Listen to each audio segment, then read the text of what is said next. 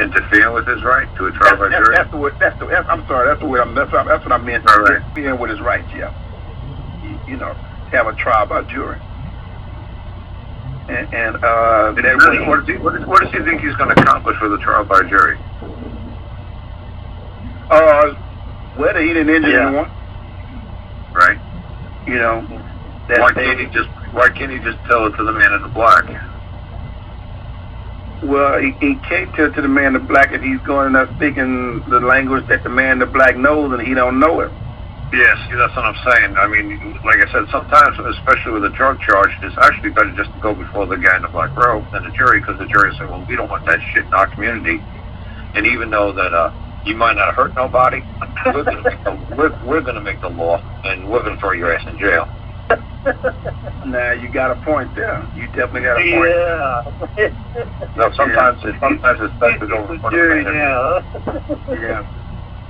Sometimes it's best to go in front of a man in black, because if you just show them that the other side failed to appear, especially if you moved over to the common law side, you say the state appear. Okay, like I said to you a million times, the United States Supreme Court did that in Gore versus Bush in 2000, and they told Gore, who had billions of dollars riding on being the president of the United States, he had tons of attorneys, and everybody go to the United States Supreme Court and said, all those hanging chairs, he put, tens of thousands of boxes of hanging chairs in front of the Supreme Court.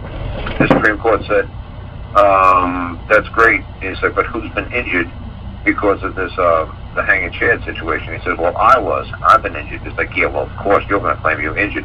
But you got anybody who's like, why were you injured? It's like, well, look at all these people whose votes weren't counted. They said, did you bring anybody into the Supreme Court today to prove that their ballots were not counted and their right to vote was interfered with because of a faulty machine? And he's like, no. He's like, you couldn't find somebody. That's a false claim. The state has got to bring somebody forward to prove this claim that his drugs caused them harm, injury, or loss. So the state can't make a claim without bringing, like they say, well, we represent the people of the state of Texas. Well, that's great. Did you bring at least one of the people? Bring them in here. Just bring one. Right. And when you bring that one, why do you want just one? So you could compensate. You could compensate that one for the wrong. Put the people in the witness stand. I want to cross-examine them. Right. So when they do, if the one comes forward and says, yes, you've caused me harm, so my drug use actually was the source of your harm. It's like, yes, it cost me $15.72. Here's the receipt. It's like, oh, wow, I didn't know. Okay, here's the $15.72. I'm so sorry. Judge, is there anybody else who's making a claim against me for doing these drugs? I'll compensate them now.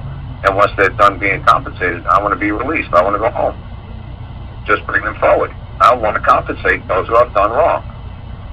Is anybody here who's going to claim that I've done wrong? I got my paycheck. I got my bank book. I got my checkbook. I got my pen full of ink. I'm ready to write checks. Bring the injured party forward so I can compensate them for the loss.